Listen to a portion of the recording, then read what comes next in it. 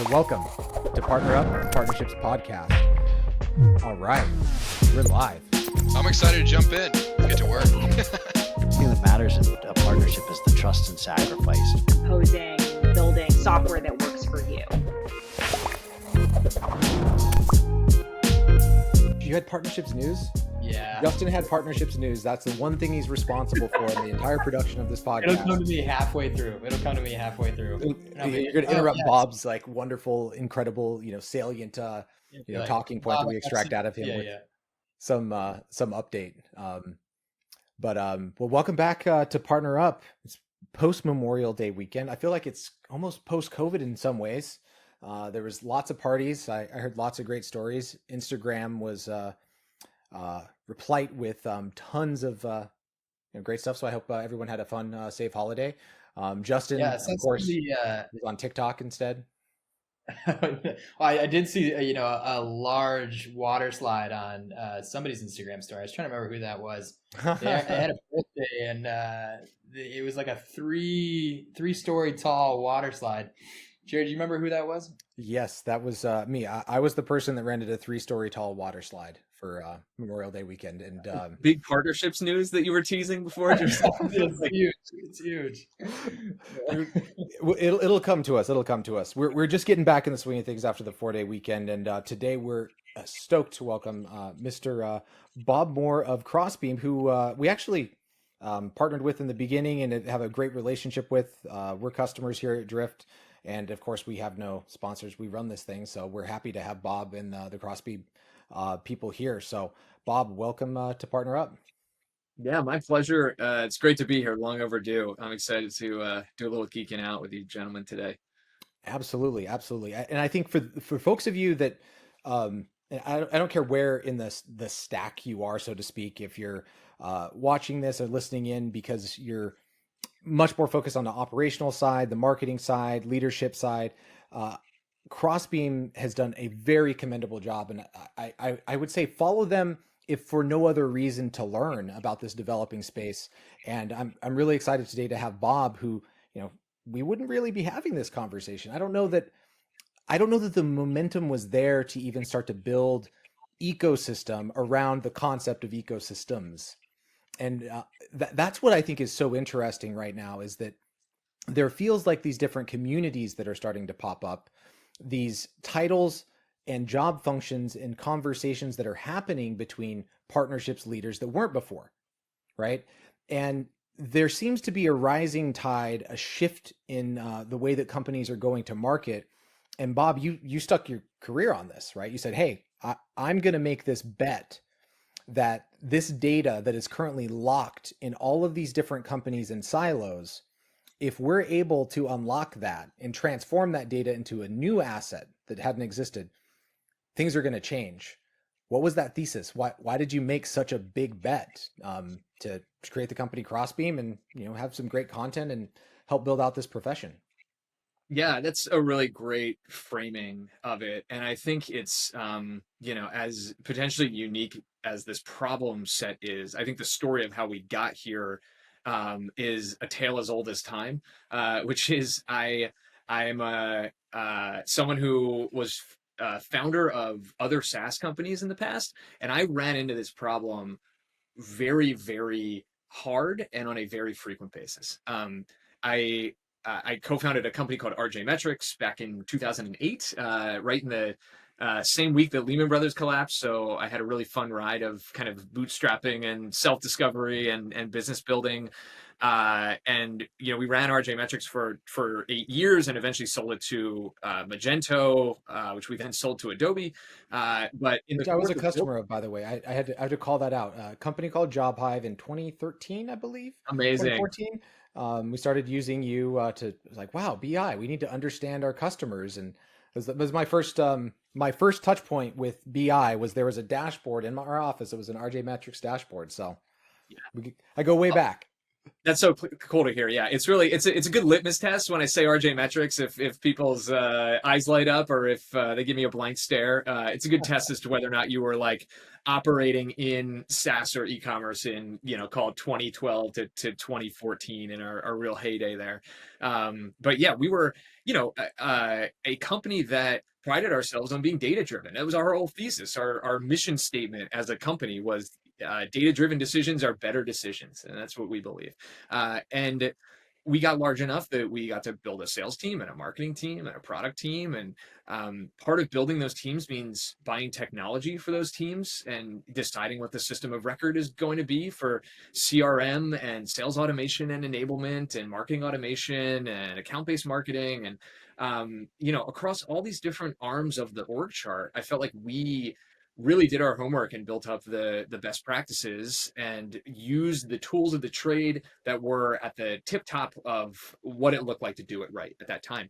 And then we built a partnerships organization and we looked at the technology landscape, and it was a giant head scratcher because it felt like all these other tools that all these other operators inside of our company were using were taking data that was available and feeding it through these really elegant workflows to just help people do their jobs better. It was informing them in data-driven ways. In a lot of cases, it was actually telling them what the next best atomic unit of work to do would be. Who's that next company to call on? Who's the next person at that company to drop a line to? What's the next task that you should perform?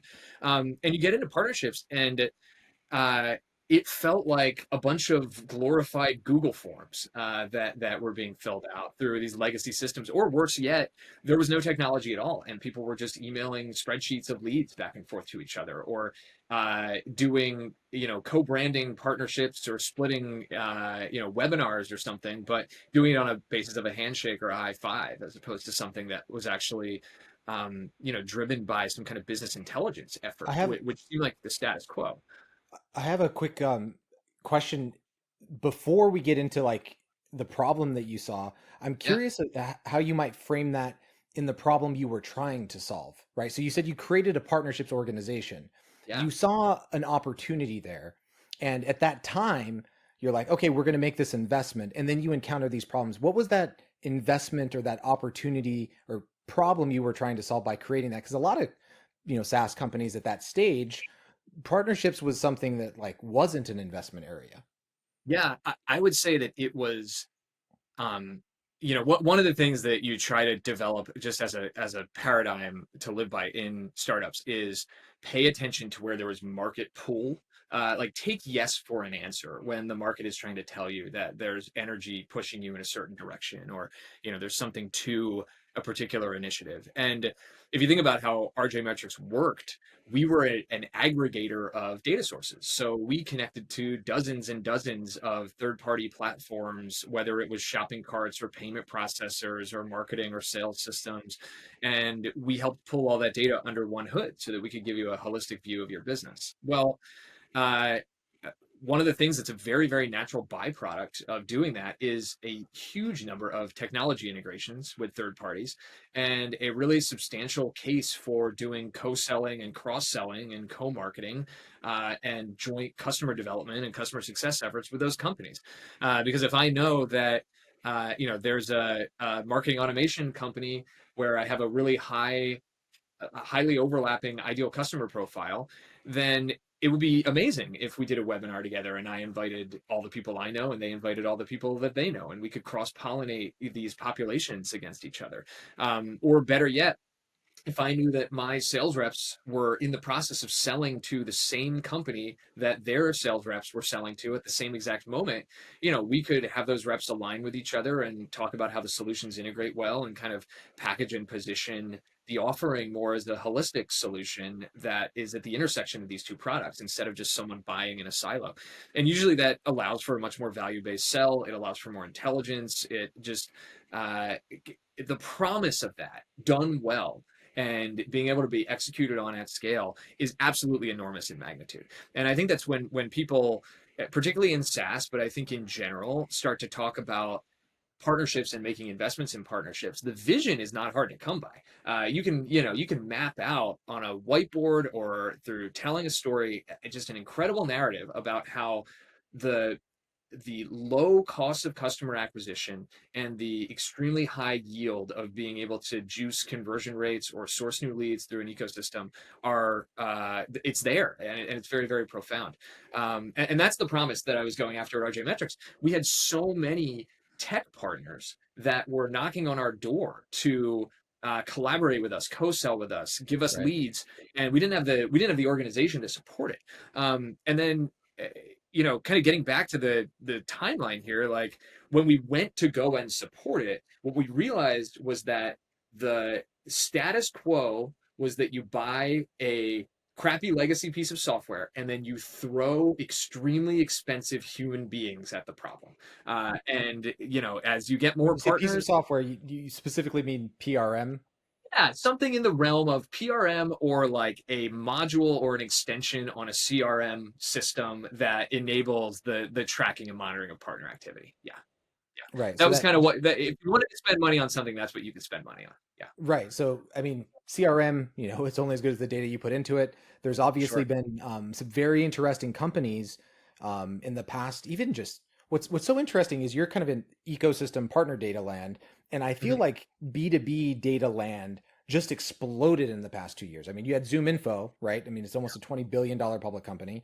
You had 6 Sense, who is trading. They did a $2.1 billion raise. That multiple on their, I know their revenue. It's a good multiple, put it that way. Like, it was a healthy raise, right? And why is that? It's just data. It's literally just data. And normally data companies were trading at what, 2 to 3x multiples? I mean, these were not getting these valuations. Kind of, so the thesis here is that data transformed, right? It's not just that, hey, we're going to give you data and put it into PRM. That would be like the incremental step. You think it's an evolutionary step that whenever you actually have these networked effects, it's data transformed. You turn kind of firmographics into insight or intent or signal, right? Versus, hey, I have a database versus stuff. Talk to me about how you see that, difference in just, hey, we're a data company versus data that's transformed, a la 6 Sense, right? They sell account data. It's really, that's all they sell, but they sell a prioritized list of account data. And that's where the money is. I'll fight you. I think what they've done well, and they're great. I love them, by the way. And I think what Crossbeam has done really well is it's data paired with a workflow, paired with a strategy, right? With 6 Sense, data built around your workflow as either a sales or marketer, and then paired with the strategy of how you go to market. I think I see that with Crossbeam as well. But anyways, that I had to jump in there, Jared. Had to interject me. Yeah. Had to interject. Bob, Yeah. Sorry. Yeah. I first of all, 6 Sense, awesome company. We're huge fans of them at Crossbeam, and really exciting to be doing some work with them as part of our partner cloud and our own partner ecosystem, because I think there's a lot of pretty fun ways that you can mash up our use cases and data. But there's a lot going on here, right?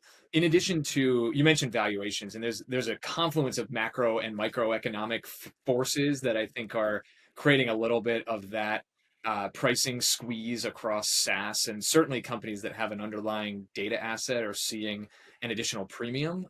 But there's something to what you're saying, which is this question of, can you take something that is a potentially commoditized or commoditizable asset, which is the historic asset of basically data enrichment data, where you take this singular asset that is, okay, I know your email address, or I have some association between you as a person and the company you work for, and I'm going to resell that to 1,000 people, the same exact data point. I'm going to resell it to 1,000 people in the same exact way, and they're all going to pay a certain amount for it. And there's over time, there's a cost of maintaining the accuracy of that data. That's really my cost basis. And that business model has existed for 100 years, and has been digitized in various ways.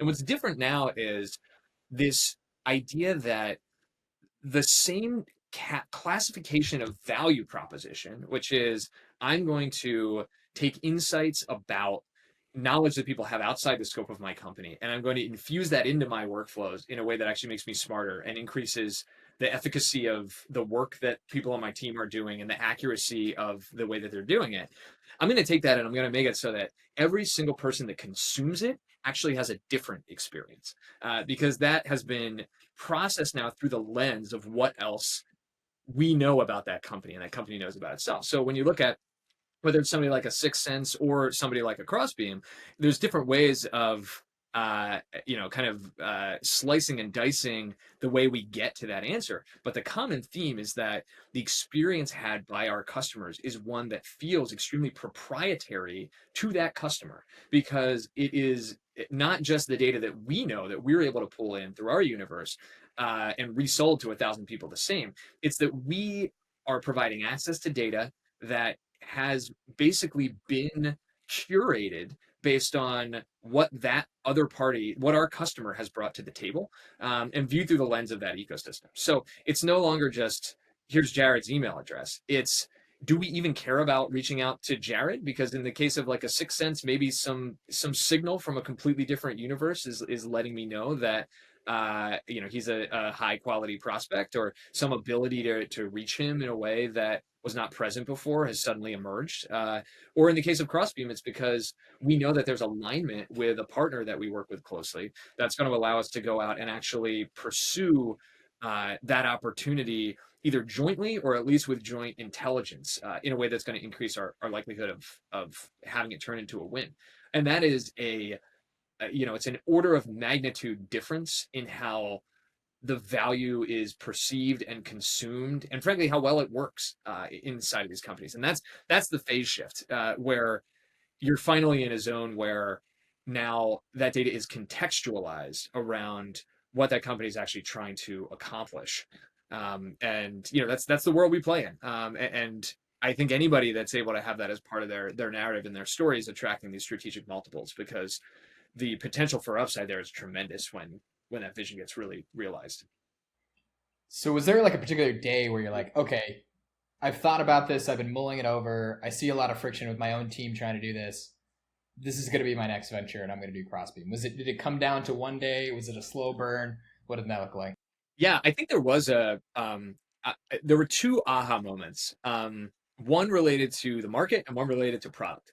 And in startup land, product market fit is the whole name of the game. And I feel like sometimes people have their aha moments and it's just one part. It's like, oh, this would be a cool thing to build, or oh, there's an opportunity here.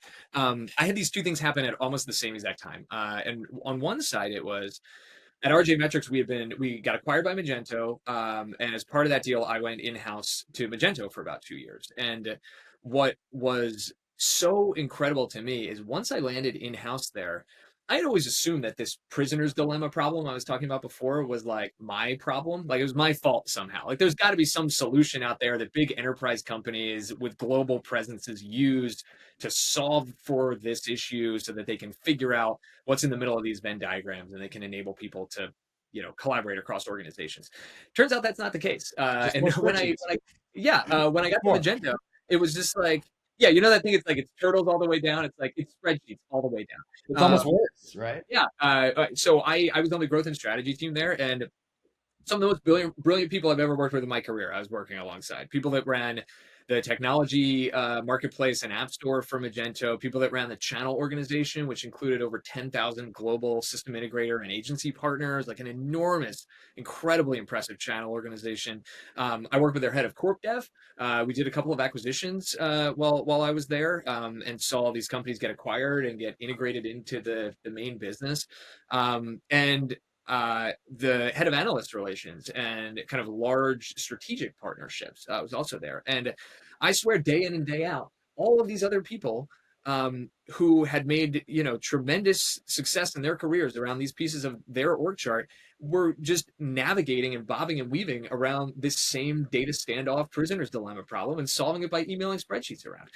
And that was kind of a big aha moment around the market, which was, I didn't want to build. RJ Metrics was a startup that sold technology to startups. And people, one of the downsides of that product is that people just outgrew it. When they got large enough that they really needed a holistic powerful BI solution, they deconstructed our stack and went and bought, Snowflake with Looker sitting on top of it or something like that. I didn't want to build another company that was a startup selling stuff to startups. And when I realized that this Crossbeam product could have applications that were very real and substantially more real for very large enterprises than it could for even the startup use case that I'd observed at RJ Metrics, that was big for me because it meant that the aperture of the lens just fundamentally changed in terms of what the addressable market could look like. That's the product side, the market side. The product side of that aha moment was in between RJ Metrics and Crossbeam, I had another company that I co-founded, which was actually a spin out from RJ Metrics. It was called Stitch Data. And Stitch Data was in the ETL, extract, transform, load space. It was even nerdier than RJ Metrics. So we're down in the data infrastructure part of the stack. Stitch competed with companies like Fivetran and Matillion, if you're familiar with those folks, basically pulling data out of SaaS tools and dropping it into data warehouses and data lakes for people to do analysis on.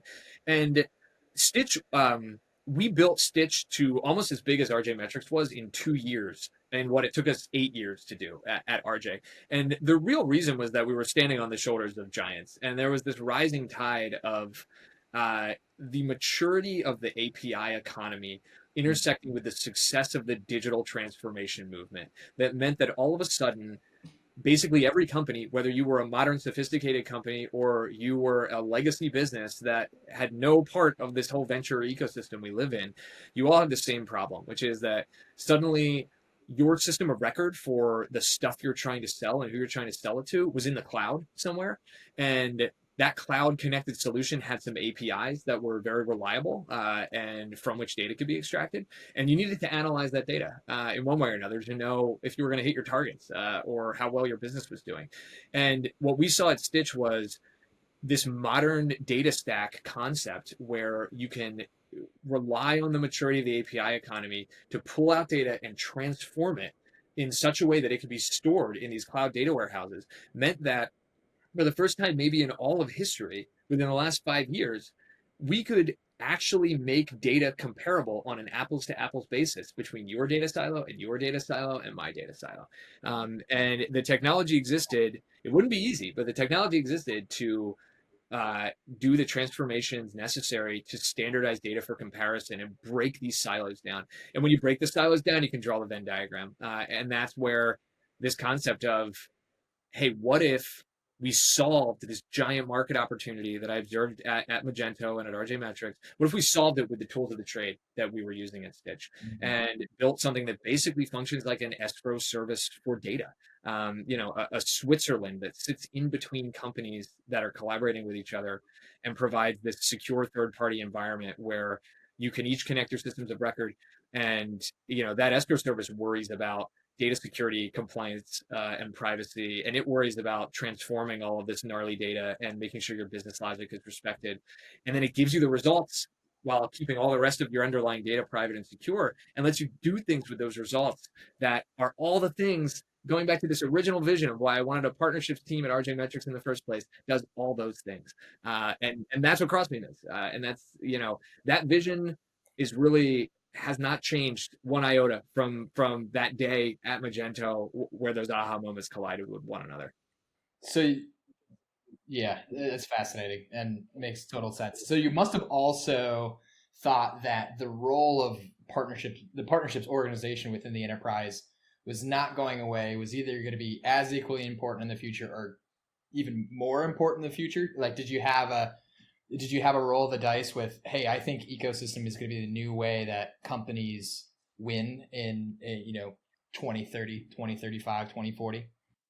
Yeah, I might have, said a date that was slightly closer, if anything, if I was correcting for anything there. But yeah, I mean, when these technology revolutions happen or these paradigm shifts happen, the piece of the organization that they revolutionize doesn't go away. It becomes empowered and emboldened, and the people that are in it become heroes. I mean, if you look at Nick Mehta from Gainsight is a mentor of mine, and you look at what the industry that has kind of cropped up around the work that they did at Gainsight for customer success has done to the average customer success person. Salaries have skyrocketed. The value of the person in that role has been greatly increased. The seniority of the person that leads that organization has moved up in the org chart. I see chief CCOs. customer officers Yeah. all over the place now. It's commonplace. And the reason that that's possible is because it's got to start with the individual contributors in those roles and how they're spending their time. And in customer success, if it was a random standing monthly call with everybody in your book of business where you ask them how it's going, the ROI on that was troubled. And with the introduction of tools like Gainsight, suddenly you knew who you should be spending that time with, and you knew what you ought to be talking about in the context of that conversation. Well, it's the same thing for partnerships. As you get to a place where you have context around that data, knowledge about not just what partners you should be working with, but what accounts you ought to be coordinating on within those partners and what you ought to be doing in those accounts to win them. That's when you start to say, oh wow, there's a leveling up that's about to happen here, and everybody that's working in this field gets to benefit and ride that wave. And I got to say, I mean, seeing that Gainsight is inspiration hit hard, because I was like, oh man, yeah, okay, I see this now, because when I first started reading your content, I was like, they get me, they understand me. Like, it was the first time I had felt like almost heard by somebody building products out there, because alignment, partnerships can be a lonely role, especially when you're the first couple people at your organization going through it. Yeah. And when I first came across the content, I was like, oh, finally somebody's writing and like gets my role, gets the challenges. It made me trust the product a lot more, not to turn this into a total fanboy for Crossbeam here, but it's entirely making sense now. And did either of you play Age of Empires back in the day? I don't think I know what you're talking about, but I feel like I only get the ads for the ones on the phone. Okay. Anyways, scratch that. Next question. But I was gonna make a really nerdy reference there, but there's fans that would appreciate it. Yeah. Bob, I have a question that's kind of threaded between what you were just talking about and Justin's question. There's been the word thrown around a bunch, actually, in the last podcast, Justin, trust, right? Like that was Matt's, like, if you haven't listened to the last episode, go back and listen to it with Matt Query from ROI DNA. He talks about trust as being the most important thing in partnerships. And in our intro, right? Bobby Napoltonia, dude was formative in the Salesforce App Exchange, Salesforce Enterprise channel. And then at the same time, I feel like you've selectively used the word escrow, right? Like escrow is a strategic use of a word that I have not seen in B2B SaaS.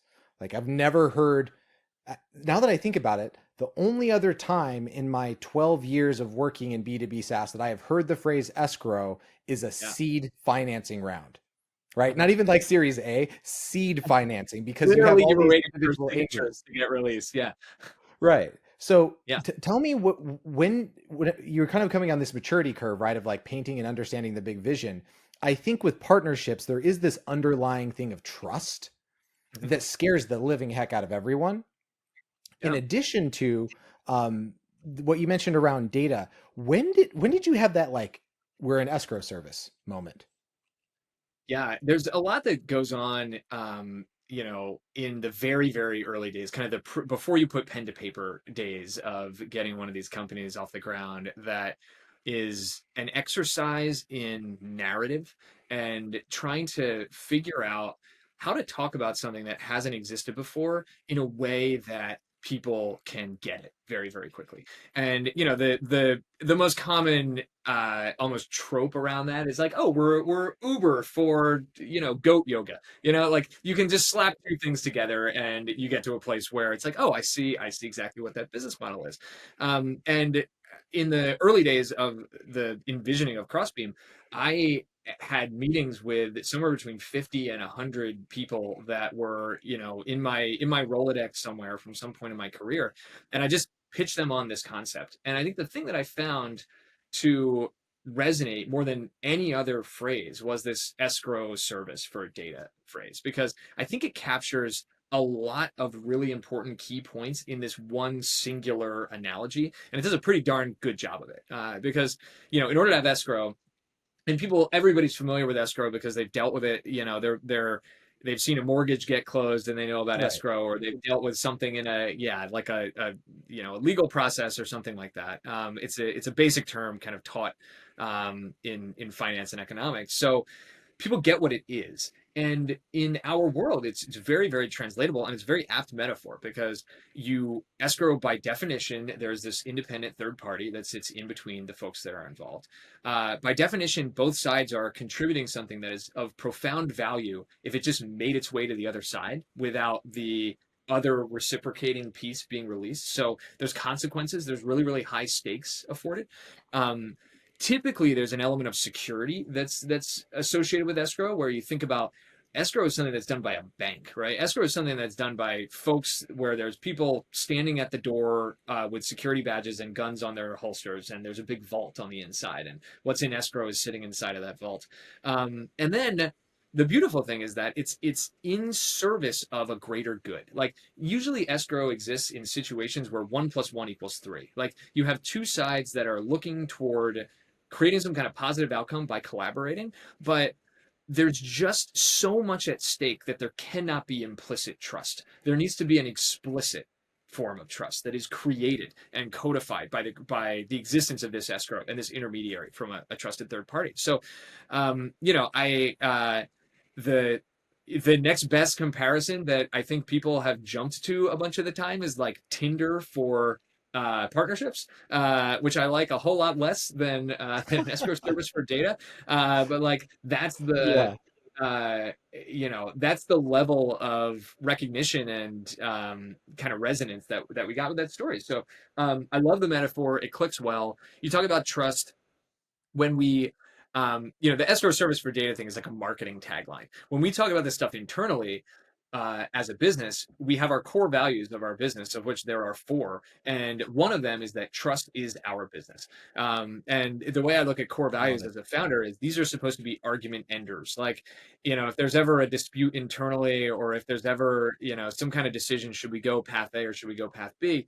If someone can invoke one of our core values and show how one path is more representative of it or reflective of us living through it, and it wins, period. Like, the core values are the governing body of how decisions get made. So by making this idea that trust is our business a core value of the company, then I think what we did is kind of we codified the fact that it was not going to be something we ever compromised on, and it was going to be weaved through the entire way that the business is built. And it's very, very hard because the universe that we live in is fraught with, friction introduced by concerns around trust, the execution risk associated with doing trust right, the documentation and transparency required to actually create that trust in addition to actually executing on it. It's a ton of work. It's an enormous area of investment, but we could not exist without it. Like, it is when we say trust is our business, we mean it. It's an existential requirement to us doing what we do. It's so different than like my common phrase. I'm continually just like a broken record on the things that I know to be true. And one of the things I always say is that, partners aren't on your payroll. So what is the currency that you trade with? It's trust. It's not dollars, right? Like, it's a long road to actually be ROI positive on partnership. Then the LTV far exceeds, right, CAC. The acquisition cost is relatively nothing in comparison, but you're trading in trust up until you're ROI positive, which you have a long tail. And I love that was central to your business. This is like an independent realization that I've had that you already had in your company culture. So it should be instructive to the listeners out there that, like, if inside of your partner program or within your direct organization, which you're building partnership with, you're not discussing trust and the fact that customer interaction, right, that your direct team might have with a partner, and if they do anything to sow a seed of distrust with that partner relationship, that it sows negative nodes in the ecosystem, right? And I think this is a shift in thinking that the companies that embrace that, and I love that Crossbeam's at the center of it, are going to see outsized impacts versus their direct efforts because, well, I think I said it last time. I don't know if you saw this. Did you by chance see, Bob, the there's so many analyst reports that come out, but this one was particularly fun. It was Deloitte's 2021 State of Marketing Survey. Did you see that one that came out by I don't chance? think I saw that. Here's something that blew my mind. The average American receives 400 to 10,000 brand impressions per day. Wow. So, I buy it. I buy it. I mean, it really, if you think about it, it seems Yeah. crazy. And then you're like, actually, if the average time that an American's on the computer is 7 to 8 hours, the average time they're on their cell phone is 4 to 6 hours. And yeah, I mean, probably. So Yeah. I what flip through my iPhone home screen and I'm probably getting 80 to 100 in a few seconds there just by logo exposure alone. It's really incredible when you think about it. it's insane. So what is, if you're a CMO today, and this is kind of my clarion call to CMOs out there, do you think that your demand gen is going to work in a vacuum and building that trust? Or is it the people in market, right, that already have those relationships where you can kind of have that outsized advantage? Because I have this thesis in 2020 and beyond, we're no longer competing for business, we're competing for attention. And when you're competing for attention, the only vector that makes a difference is trust, right? Like you're going to listen to the people that you listen to, not the ones that interrupt you. And I think that everything you're doing at Crossbeam and the ethos that you're setting for the market is incredible. One quick question. We'll make this one quick, 'cause there's a couple other things we want to get to. The reason why I asked the escrow question is I'm hoping I ask you something that no one's asked you before. Do you think there is an opportunity to further transform that data with anything that is on chain and smart contracts? Have you thought about how, I'm a big Ethereum geek. I come from a document automation company. We started to build stuff on Ethereum. So I have to ask this question. Do you think smart contracts start to enter into the picture with this ecosystem data? Good question. There's this thing I used to say, slightly tongue in cheek, which is that I might be the only founder that exists in 2021 who was able to get past a Series B without mentioning AI, machine learning, or the blockchain a single time. It's like I do think that there's uh, we have this idea. I'll answer this with like a little bit of inside baseball and how we think about product at Crossbeam, which is, we draw this really important line in the sand when we build things between what's an application feature and what's a platform feature. And what we mean by that is, there inevitably will be in the future other businesses that come along and try to build Crossbeam like stuff. There's a few already out there. I'm sure there will be more over time. And what's unique about this entire area of work is that it is very much a network effects business. So, the company that ends up with the largest network has all of this gravitational pull that makes the moat that they dig, deeper and deeper and deeper. So when we asked the question of, is something an application feature or a platform feature? To us, application features are something that any competitor could build. And if they wrote the same exact code and built the same exact thing, it would deliver value in the same exact way to their customers as it would to our customers. So an example would be like a really good report builder, like a great UI for looking at the results in your data. Okay, it's the same code if we write it or if they write it. A platform feature is something where, by virtue of us being in first place and having a very substantial lead against anybody else that is out there, our version of that feature will intrinsically be more valuable and will be used by more people. And an example of a platform feature would be something like our partner cloud ecosystem, which is our own partnerships ecosystem that we've built for. We now have north of 20 companies that are connecting to the Crossbeam APIs and consuming that data. We can build that same API and write the same exact lines of code as another company, but the fact that we are in first place will create a greater amount of pool on that particular resource and actually result in us creating something that is bigger and more valuable. We think about things like our matching algorithm. I have to pause you there Yeah. because you just dropped one of the most salient bombs I have heard on this podcast. Your Your definition between application features and platform features. Rewind the podcast about 2 minutes and listen to that again. And if you're responsible for platform at your company or contributing to platform, that's the language you need to use with your product teams. Because I have had several highly intellectual conversations on that exact same debate, and there was 50 things to discuss, and you just broke it down into like, here's one definition, here's another definition. And it was just a brilliant definition, because I think with smart contracts, for example, sure, companies could have, on-chain agreements that actually execute based on the trade of data, like leads, right? Or accounts or contacts, or there's so many opportunities to actually affect business workflow in financial applications on top of that. That's for the future, right? Like that, you have to have the platform for that to work. So your approach to the blockchain answer is like, I think it's incredible, because no one's going to be able to build, right, that application feature. It's impossible. You're totally right. Absolutely You're impossible. you're right on, and you picked up on the exact point there, which is like, there's a certain amount of it's a trap a little bit in startup land, where you can become so overwhelmingly obsessed with keeping up with the Joneses and building application features that you fail to actually build the thing that constitutes and perpetuates the moat that you're digging against the competitive set. And I think that like we're very cognizant of it's important. By the way, the things that your users want are always 100% application features. And the feedback that you will get from the market will always be on the application feature side. So, when we think What a about great point. building things that are, it's a little bit like the old adage of Henry Ford said, if I asked the people what they want, they would have asked for a faster horse. Like Right. there's a little bit of that in the essence of what I'm talking about here, which is it's very, very important to be very in tune with the market. But if you're going to be running a category creation playbook, especially one that's exacerbated by network effects and these like natural, first place leader being 10x bigger and more valuable than the folks that are in number two, you have to be thinking in terms of that paradigm, and that's how I would approach any question like the blockchain one that you ask. Bob, my face is melting. It's literally melted off. It's just yeah. Yeah, your camera cut off, and it's like that's actually plausible. Yeah. yeah. all right. So last question, Justin, rapid fire. I know we gotta.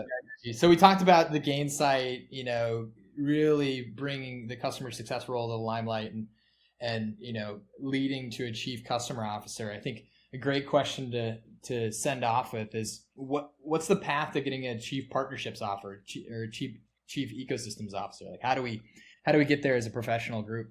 Yeah, and I think the CEO acronym is going to be a hard one to try and compete for. We'll see what we can do. Look, it comes full circle, and thank you for the kind things you said about our content organization. Huge high five out there to Sean and Olivia and Jasmine, who really run that ship, and we think about that almost as like a business within our business, and the mandate of that business is to make sure that we are creating a voice and a vocabulary for the people that we're trying to build products for.